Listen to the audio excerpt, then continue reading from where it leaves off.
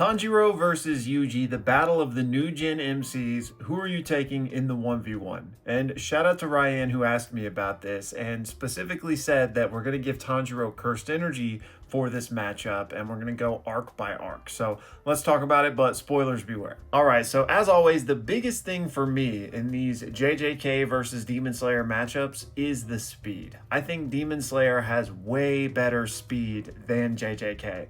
JJK has better everything else for the most part, but when it comes to speed, they're just of a different class, and that is a huge factor in a fight, right? Because if you're just too fast for somebody, you're going to be able to take them out regardless if they can hit you harder than you can hit them.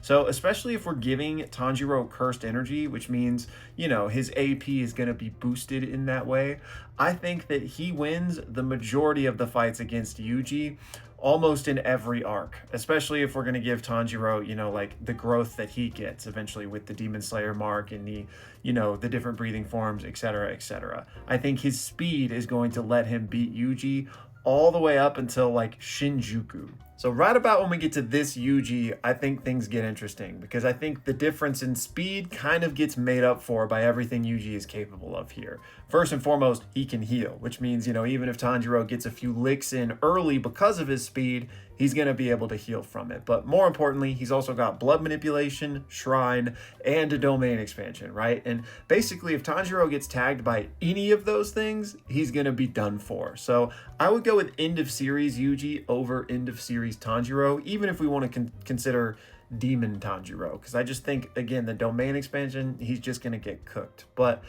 you know, I think Tanjiro could still win, but I'd favor Yuji. But prior to Shinjuku Yuji, I'm going Tanjiro, unless we're going to say that at some point, like, Sukuna steps in, at which point Sukuna beats every version of Tanjiro.